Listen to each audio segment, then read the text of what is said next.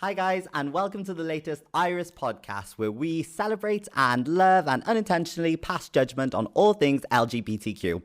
I am your podcaster, your host, your MC, and according to my therapist, afraid of commitment. Kayed! Yeah! Woo, woo, woo, woo, woo. Today we have with us James, whose short film The Scene has been shortlisted for Best of British Short. The winner will receive services for the next film by Pinewood Studio. Hi James, how's it going? Hey guys, it's going good. Yeah? Thank you so much for having me. No, here. thanks. What do you think of the place? Do you like? I love it. Thank I want to move in. Yeah, you absolutely can. If we can arrange that. Yeah, we can. I like to feel people's energy first. Okay. Feel my, So I'm feeling my chakra. Yeah, I'm feeling all the chakras. I'm feeling a very good vibes from you. Okay, well that's good. Yeah. I try to be a good person. So where are you from, James? Well, I'm living in London now. I'm not originally from there. I'm from the countryside in Suffolk, in East Anglia, which is basically just in the east of the UK. I'm nodding like I know what you know where you're I'm talking going. about, but I have no idea. South. South. Wicked. East, Let's go with that. Yeah. Do you enjoy living there? Yeah, I live there. Well, I don't live there right now. I live in London. Oh yeah, sorry, I did mean London. But I've escaped East Anglia. Yeah, no, it's great. It's a great city. Oh, cool. So I like to treat interviews like a first date, if that's okay with you. Oh gosh. Okay. So I just really want to get to know you and just who you are as a person. Yeah. So I'm going to ask what I ask on a first date, which I think is the most important question that anyone could be asked. Yes. What star sign are you? That's a great question. Thank you so much. I love star signs. Do you? I'm a Taurus. Are you now? Which is that surprising to you or?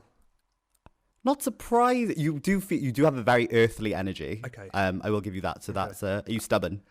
Yeah, I think I am. Yeah.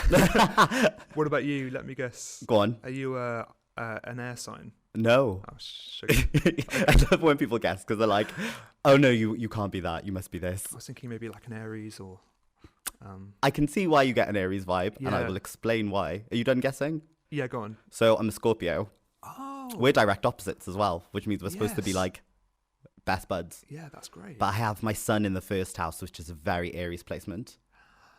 If you look at birth charts, Well, that must be why. that is exactly I got why. to that place. Yeah. So, if you could have any superpower in the world, Hmm. what would you have? Wow. And also why? Okay. Any superpower in the world? So I think actually what I'd love to do is speak all the languages. That's cool. Yeah. Yeah, because no, I that's feel cool. like Not I helpful just- in a fight, but No, that's true. But I just think I want to connect with everyone that I meet, and Oh, I that's nice. think I just really want to learn all the languages. can you speak any languages? I'm learning Portuguese now. Oh, nice. I want to make a film in Portugal. It's my next project, so I'm trying to get that down. That's so cool. Have you but been there before? I have. I love it. Yeah, I got friends who are Portuguese and Oh, buzzing. and also French. I got a bit of French from school, but Oh, sweet. yeah, Portuguese. Look how multi-talented you are. Well, He creates, he days. speaks languages. um, And what would you say your best personality trait is? This is how intense I am on a first date, by the way. wow, it's good. My best personality trait would be. It sounds a bit cheesy, but I guess maybe I'm quite kind. Oh, I am kind. I should that's say not I am. cheesy. Yeah. I think kindness. Yeah. That's also, I think it's really important for people to be able to Yes. recognize what's good about them. I think people can be quite quick to point out the negative. That's something I'm working on too. What, just like, Just not being too hard on oneself, and yeah, well, like, just- life is good and bad. And yeah, we might do like bad things, Yeah. but we might also do a lot of good things. Absolutely. It's very easy to focus on the.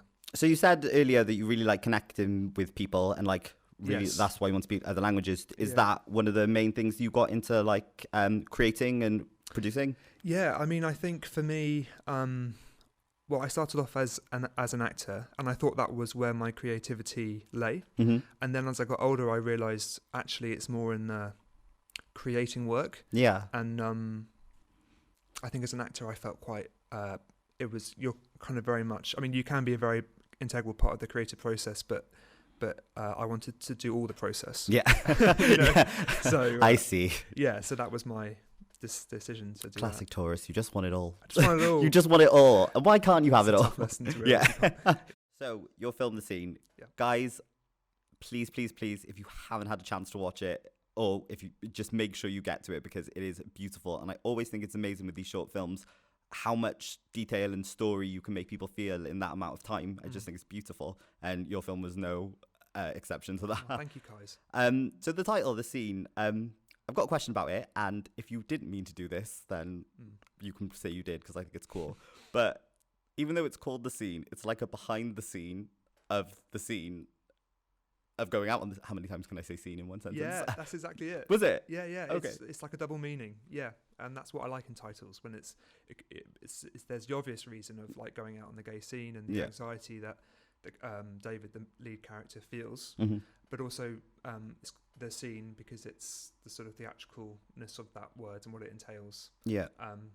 And behind the scenes, and it's like two people who are figuring something out. Yeah. And that's what scenes are. And yeah, for sure. And it's in a confined space, and it's all set in one location, and it's one scene. And yeah. Yeah. Oh well, I'm glad that I got that then, because I felt like I was it. really smart. I don't really get metaphors a lot, so you definitely got it. Fantastic. Was something what am I trying to say? So the anxiety that people feel about going on the scene, is that something that sits close to you, or? Yes. I mean, I think when I was younger, and it was definitely something I was nervous about. I think it's more fear of rejection, and I think that's something that runs quite deep in mankind. Yeah. But I think within the LGBT plus community, especially, the scene is actually more of a home, and I think when you go out there, you realise it's really supportive and great. Yeah. But I think the anxiety can keep you at home, and I think that's one of the themes of the film. Yeah. Well, it's this thing that the mainstream media does, is sort of hypes up the bitchiness and the stereotypical gay man, gay woman, and I think that can cause you a lot of fear, especially if you don't fit into that. Yes. You don't. If you feel like you're going to be rejected and like shunned away, so there's this sort of potential to like try and make yourself something you're not, which then creates so much fear. Completely. That's really well put. I completely agree with that. Yeah, it's we're fed these images and ways of being, and it's and they often don't serve you, and they add to your anxiety, and they can stop you from going out and connecting with others. Yeah, no, for sure. And it's something that I'd never really like. I'm quite a confident person, so I've never really thought about stuff like that. But watching him in the film, like, really just be like, I can't do this, and really back away from it, it's just something that I'd never really thought about for some people. Yeah, I mean, I think it's like we're all different ways, like there's the obvious extrovert and introvert, but we all operate on a we're all individual, but we're all also connected, and we all have our different things that get in the way. Yeah, for sure. The guys they were lovely as well. They were very handsome, and also they just gorgeous. Seemed like their energy from the film was lovely. It was really nice to see people of color just in a gay movie, because I feel like for me as a gay person of color that it's not we're not advertised enough and we're not shown enough. Was that something that you purposely wanted to do when making this? Well, it wasn't a conscious decision, in that I wrote the film with these two actors in mind. So Chin, who plays David, I saw him in a play which my boyfriend directed called Boy with Beer at the King's Head in London, and I thought he was great in it. I was like, his energy and his vulnerability made me think he'd be great for the lead part. And then Craig, who played Troy, Craig Stein, I also saw on stage. Okay. And I just felt he had a very special, charismatic energy, which I think which worked in a nice difference to Chin's. Yeah. So and so they kind of helped when I had them in mind. I wrote the characters very much around them. Yeah. And I was just so pleased that they said yes. You can definitely feel that what you said about his charismatic energy and stuff. Yes. It's really endearing how he is, because he's quite like you said, he's a contrast to what's the other character? Chin. Chin, and his character is David. Yeah. He is such a contrast to him, but he's so endearing. You just want to, you just feel sorry for him, and like the stress of like, you just really feel for him. You just want to hug him. Yeah. So I talked about it briefly just then, but this sort of idea in mainstream media that gay men in particular, because that's what's in the film, are sort of stereotyped and made into some sort of like caricature. And obviously these guys, as all people are, were just people. There was no like additional like color or flair. It was just it wasn't even about them being people of color, and it wasn't really about like them being gay. Why do you think mainstream media does this thing where they have to like characterize gay people? That's a really good question. Thank you. You're very good at your job. Thank you so much. I'm really trying. Yeah, no, you've got it. I think whenever, so I think the LGBT plus community, we're a minority, and I think there is an inherent laziness in depicting something that is a minority. We don't have the luxury of being in the mainstream all the time, of course. And so when we do get our chance, on different platforms, on stage, on screen, it's sometimes the first thought is to go with what's known, because I think that's how our media works, in that we go for tropes and we go for something that we recognise. Yeah. But that doesn't really serve us as a society, and then we don't see ourselves depicted in all our 3D-ness. Yeah, for sure. And that's frustrating. And then sometimes when we see depictions of the community, it can feel not right, and understandably that's upsetting. And so I think, my job as a filmmaker is just to try and be really truthful in one tiny segment of what I'm doing. Yeah. And I think the more opportunities that LGBT plus filmmakers and storytellers can have, the more normal our lives can be presented. Yeah. No, it's great. I think that's something you just said then about trying to portray what's truthful. Yeah. I feel like anytime I've seen a film with gay people of colour, the main basis of the film is how hard it was for them coming out and how much their family rejected them. And even that is such an important story, because so many people of colour and people not of colour go through that. But also for someone like me who's had a lovely time coming up and being a person of colour, it feels a little bit unrelatable. So it was really nice to see a gay film which was just about a gay relationship with people of colour who were just trying to work together. Yeah, just living their lives. Yeah. And because that's completely it. I mean, I think what you're saying about coming out is interesting, because those stories are really important, and they've really helped me personally when I was growing up. It can be a traumatic and it's a courageous thing that we all have to do, and it's what unites us all as a community. But it's also, whenever you depict that moment, if that's the main moment in your story, then the main character is also the system. Yeah. And that takes away a lot of the energy from the people who just want to live their lives.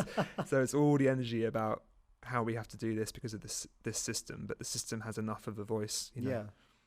If that makes sense. No, it totally makes sense. I'm not nodding because I don't understand. No. Just there like, So, their relationship in the beginning. Yes. It's left quite ambiguous for quite a while. And for me, and this obviously says what my mind does and where my mind goes, I was like, it's obviously a booty call. He's just been hit up on Grindr. And I was like, was that intentional? Or was that for you to be like, aha, gotcha, not all gays are like that? Yeah, well, actually, that's the kind of answers the last question in that, about stereotypes. I was wanting to play on that. So the audience think that they know what's going to happen. Yeah. They go, oh, it's a hookup. And then it's like, no, it's not. And I think it's that thing of like, I like watching that in films when I think it's going to be one thing and then something else, it goes in a different place, and it kind of shows up my own, I'm quick to judge or quick to make an opinion about something. Tauruses. It's our issue. Yeah. And also, like, when you meet people, you get to know them, and then you realise who they actually are. Yeah. And so that's what, that's important to show that in film as well. Yeah. Yeah, it's nice that you thought that. No, I did, yeah. And it really caught. It was something that really it made me think a lot, because I was like, why do I naturally assume that if a guy comes over to another guy's house, that it's going to be sexual. Like, it doesn't always have to be. And that's sort of another thing that I wanted to ask you.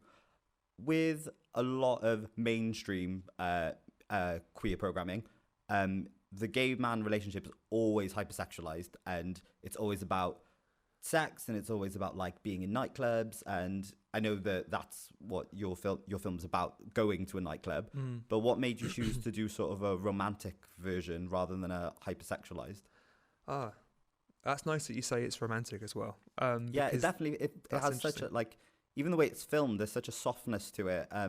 Like, the lighting that was used is beautiful, and it's so calming. And I feel like with gay culture, sometimes in mainstream, it does have the tendency to be all about the sex, and it was just nice to feel the emotional journey of it. Yeah, well, I think that's it. And I think thank you. And I think You're welcome. I think I wanted to make a love story. Yeah. And so I think, even though these two characters aren't married anymore, so they're divorced, but they are in love still, and that love is what is always there between them. And so the romance is because that's not going to go anywhere. Like, they realize they can't live together, but that doesn't mean that they can't still love each other.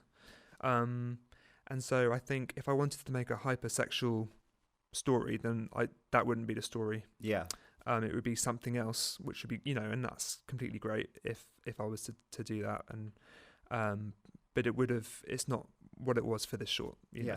Well, I think it's the thing we were saying about when you isolate a moment. I think there are the sexual nature of just people in general is part of our culture, but there are so many other things.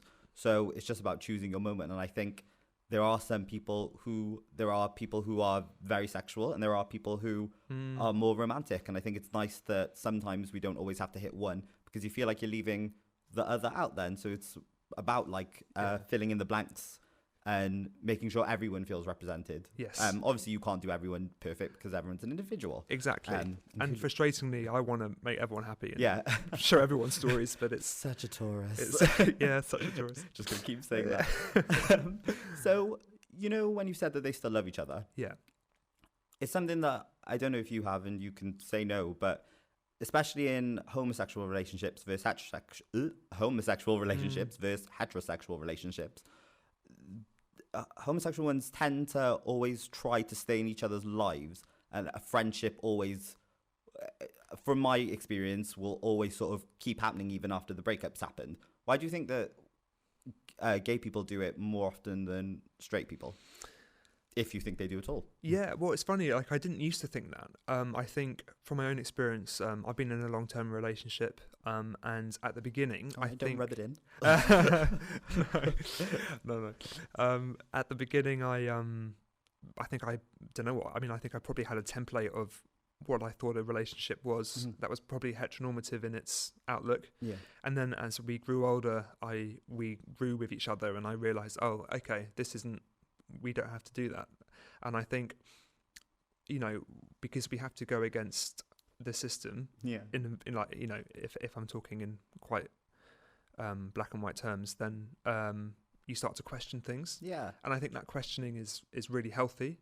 And so I think I also recognize it now more in the community, and I think it's really healthy, and we have really great progressive relationships. And that's also one of the reasons why I wanted to do it in this film. Just to show that progressiveness. Yeah. It's but I also think this film is for everyone, not just the queer community, but also just for everyone, because this is possible for all people to still have friendships with their exes. No, I totally agree. And that's what another thing that I love about queer films, and in particular the scene, is that it doesn't realistically matter if you're a gay man, a straight man, non-binary, gender fluid.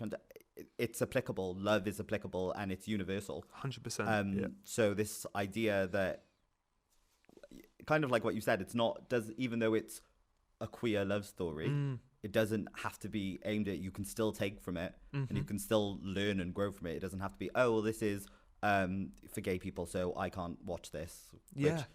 Which I don't want. Why would anyone want that? No, we've got to.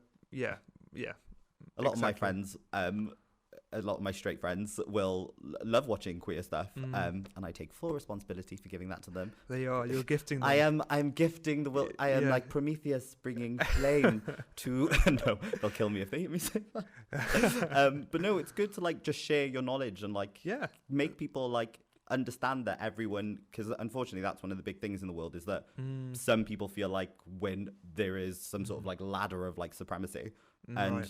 No, we're all on that ladder away. Yeah, take it away. Yeah, it's true. That's completely right. You know, we're all on the journey. Yeah, we all for can sure. learn from each other. Yeah. So is this your first film that you've made for Iris?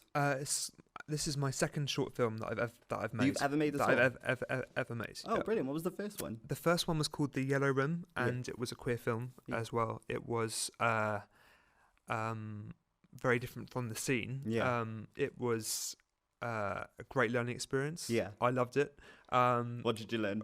I learned to try and not put a bird in the film, like an actual bird. Oh, like actually, I had. I thought you meant like a girl. Like no. I mean, learned not. I should have said no. Like it was a raven. My producer Nisha's just there, and she's probably like scowling at me. Hi, because I rang her up. I was like, I really think that there needs to be a bird in this film, because it was very heavy on metaphor, and there was a trapped bird that was in a bedroom. Oh, okay. And it was all about repression and all those really great things. So we did get a bird. We got a raven, which it was a little bit bigger than like what I expected. I was gonna go for like a little pigeon or something, but it turns out it's really hard to get pigeons, and they shit everywhere. I can. But this raven didn't shit everywhere. Okay, it was really well behaved. But the thing about the raven was that it was just really big, so it kind of took over the whole set in terms of like it didn't do what we wanted it to do, quite rightly. I mean, quite rightly, it was a raven that you just put in a cage. So. Yeah, and we wanted it to fly out the window at one point, and was that going to be? And then the raven would be gone. And then the raven would be gone. Like you would never catch it. Well, no, the raven was tied to a wire, which the raven person was holding. The raven person. I don't know. Where do you like go to the shop and get a like? Is there a raven section in Asda like that people don't know about? In the next door village, because we shot in the countryside, that there was a I want to say a falconry. I don't know if that's the right. An aviary. An aviary. Is that where the birds live? A birderary. A birderary. And they were really helpful, and they brought Lulu. She was called Lulu. Cute name. But to cut a long story short, it was I was quite ambitious with that short, but I actually think that was probably the right approach, because I think I was so excited about doing a short film that I was like, I want to throw everything onto this. And the kitchen sink. And the kitchen sink. So we had loads of locations. We and it was awesome, but we didn't finish the film in time because it was too ambitious, really. So we got like 70% of the film done. I still managed to cut a film from the footage. Okay.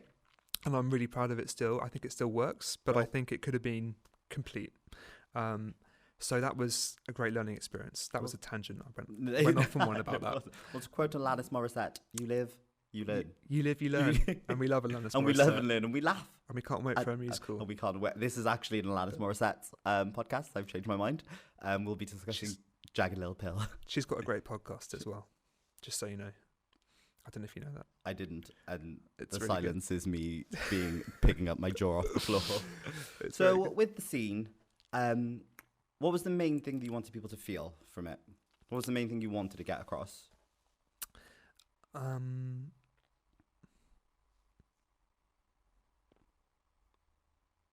If anything, I think to feel something. I think whenever I make anything, I want the audience to feel something, as long as they feel like they've been moved, or like if they feel an emotion, then I think that's job well done. That's a job well done. Yeah, for sure. I think maybe that actor brain being like, what did you want me to, what emotion did you need me to have? No, but it's definitely a thing for any sort of like queer film where I keep saying queer film, but any movies in general and people who create, not to try and like purposely make something do you know what I'm trying to say? Yes, like you make a piece, and what people feel is kind of like up to them. Yeah. It's up to them, and obviously within that I had I want them to. I would love people to think about perhaps their relationships and to feel more connected to each other once they watch the film. Yeah. Yeah. So what's your experience of the scene? My experience is probably all really positive. From the times that I've gone out. I mean, I'm going to be honest. I haven't been out a lot in my life. Yeah, fair. But when I have, I've always had a great time. Yeah. I think Listening to the thumper. Yeah, it's just. I mean, we do it really well. Like, it's always great music. Like, every time I've been to Heaven, Yeah. I'm just like so happy about every single music choice. Just people living their best life. It's just like, this is amazing. Like, it really is amazing. I mean, dreams come true. Dreams. They really do. That song. Well, I mean, and you meet. You just meet the best. You And meet this the is what I best think. people. Another thing about the scene is that, and that I find with queer people, is that the family that we kind of create, and you always end up being like, and I said it earlier, this like sort of need to be together. Like, why do you think that, like that? It's sort of nicer that you get to choose. Like, I love my family. Mum, if you're listening to this, I am saying I love you, I promise. But like this, you can choose this family, and like you build up this relationship that I think is beautiful, which is clearly apparent with these two guys. Yes, and I think to add to that, your family is really important. Not like your biological family, which we can't choose, but your family who are part of your community. Yeah. And I think it's really important to have friends who share your experience, and I think that's a really important thing. And I think David's sort of his loneliness is he can't see that he will be accepted again. Yeah. So I think there's that kind of fear which stops us from going out there. Yeah, for sure. And yeah, so I guess I would love people to want to go out. They want to go out see and find time. And it's also this like, you can see that like he really wants David to like go out, and like he understands that why he's the way he is, and like going on the game when he keeps taking the remote away from him, he's like, no, not that. Yeah. There's this like, I know you, and I, even though I'm not romantically in love with you, I still care about you enough that we're family, and I'm gonna support you. Yes, yeah. And sometimes the only people who can do that are people who know you the best. Like, your ex, Oh yeah, like they're the ones that understand your crazy. Out. Yeah, you're crazy. Yeah. Like, and yeah, and I think that's completely it. And I think no man is an island, and I really believe that as well. I think no one gets there on their own. They get there with the help of others. Yes.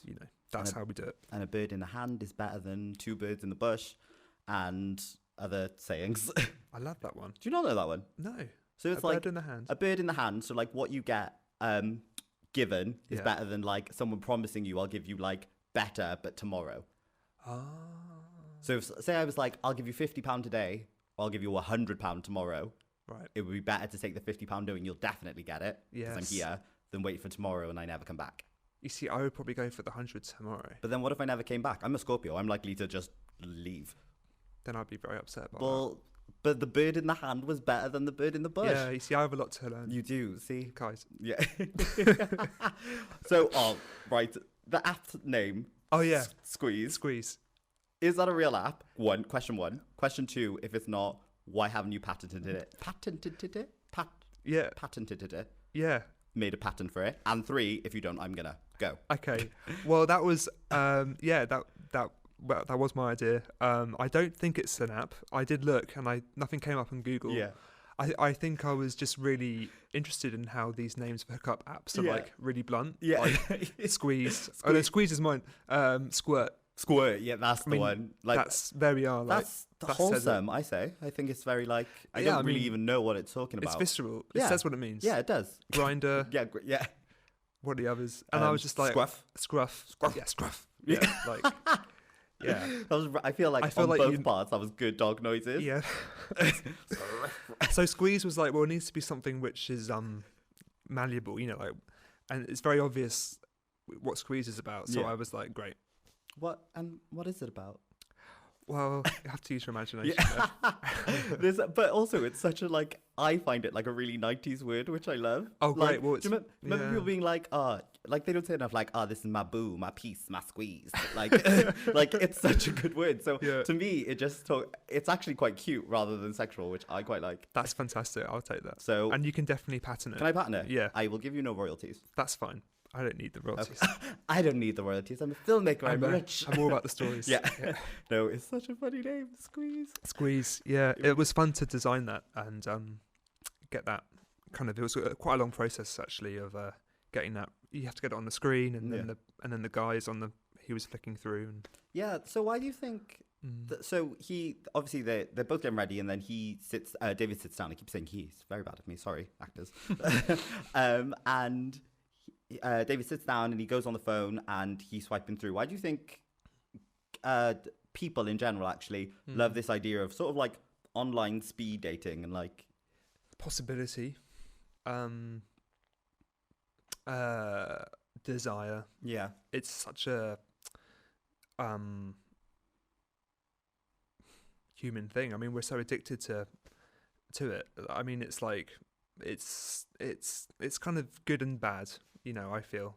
I think the swiping is very intense in terms of you're swiping away people, and I don't know if that's great for society. And it's literally judging a book by its cover. Yeah. And as we've been told, you never judge a book by its cover. We're kind of training ourselves to sort of to learn bad behavior in that respect. Well, yeah, you're just making assumptions of, and it can work. It definitely. My sister, and she might kill me for saying this. Sorry, Mim.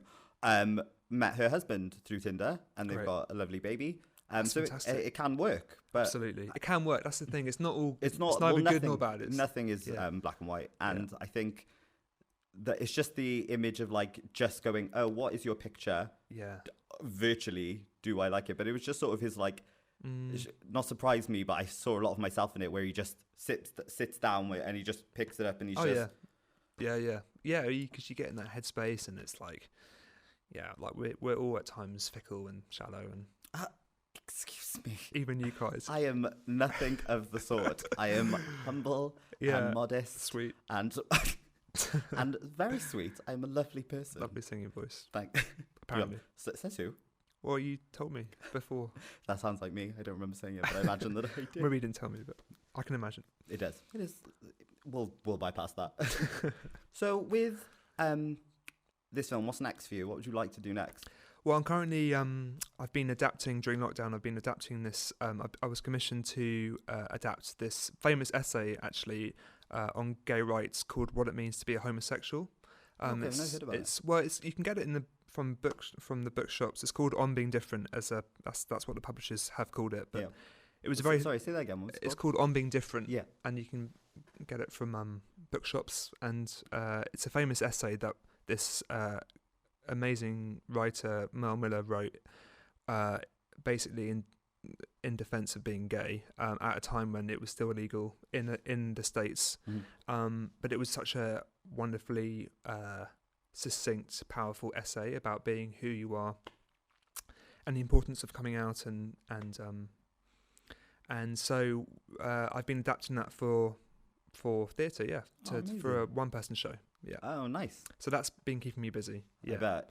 And then also planning my next film. I'm going to do a feature film next. Oh, cool. So that's really fun. My agency is Emtich Hallett. Oh, they're very good. My acting name is Kayed Mohamed-Mason. It's actually a plug-in for me now. That's fantastic. So how else have you been keeping yourself busy in lockdown? How have you found it? It's so hard at this time now to keep that creative vibe going, because obviously it just feels like everything's falling apart. It is. It's a lot for everyone. But I think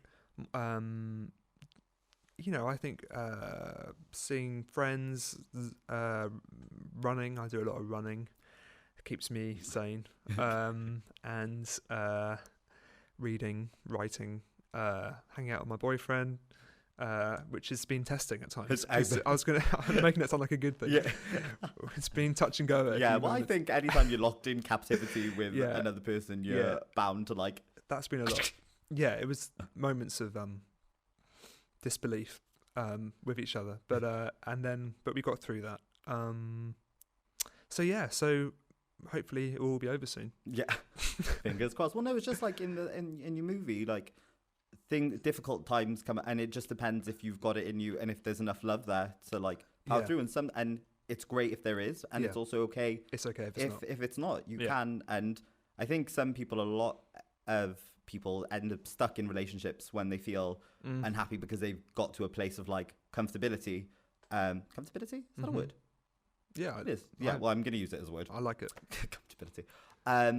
So it was nice to like, and you see it with David in particular, where his life's fallen apart, and he keeps talking about how his ex's life he keeps referring to it like, oh, it's fine, you don't care. But it doesn't need to fall apart. And I think sometimes you've got to like push yourself out and remember like there's plenty more fish in the sea, or maybe you won't catch a fish and just find your self-love. Yeah, and I think it's just, that's it. And I think it's about adjusting to being on your own and what that feels like. And it's going to feel really bad. Like when you've broken up with someone, it's going to feel really tough for maybe quite a while. And you're going to feel depressed and sad. And I think it's just okay that you're in that space. And but it, things do get better. So what if you had to write a sequel to The Scene? I'd love to. Would you? I'd love to. I want to make it into. I want to develop the characters to maybe a series or. Please do. Yeah. Or like a web series. Yeah, a web series would be great. But so what would, if you had to whip it up off the top of your head right now, or if you've got something planned, or if you would like to give us a little tidbit, what would their life be? Would you follow both of them? I would. I'd follow both of them as they navigate their lives, as they meet other potential romantic partners. I'm quite interested in this polyamory as well, like in relationships about not just perhaps 2 but 3, and I think that would be interesting for drama. Okay. Yeah. No, I like that idea. Yeah. So with polyamory is different from polygamy, isn't it? Yes, it is, I believe. Yeah. But we don't know how. The thing is, I sort of I think it is. Yeah. Polyamory is like is multiple relationships, isn't it? Yes. Where polygamy is multiple sexual partners. Anyway, do you think that's something you'd like to? So would they get back together ever?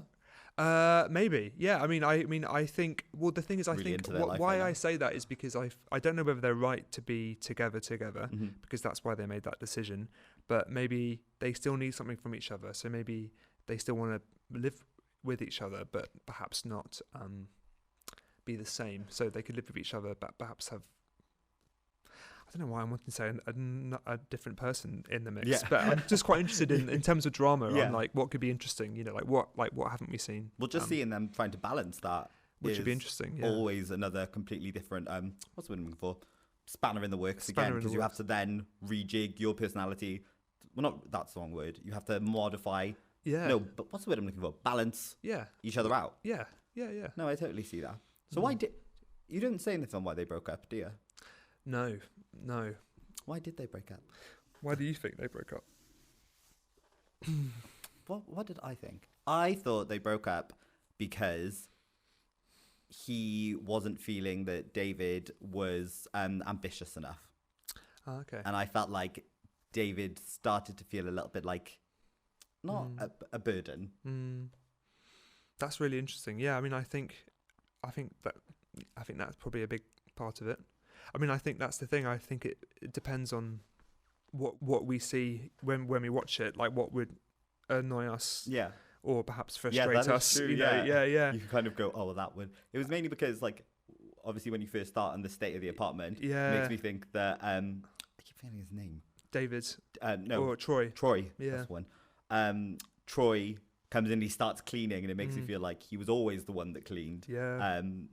The same problems, the same things that like, oh God, why are you still doing that? Do something. But it's that balance, like in relationships, just like you can't change the other person. They have to do their own changing. Yeah. Maybe that's one of the reasons why they decide is, oh, I think I'm trying to change you as opposed to accept you. Yeah, no, I totally get that. Well, James, it's been absolutely lush having you. I hope you've had a lovely, lovely time. I've had a great time talking to you. Loved it. Cheers. Guys, that's the end of this for today. Please don't forget to subscribe to us at Iris Podcast, and we'll catch you next time. Bye.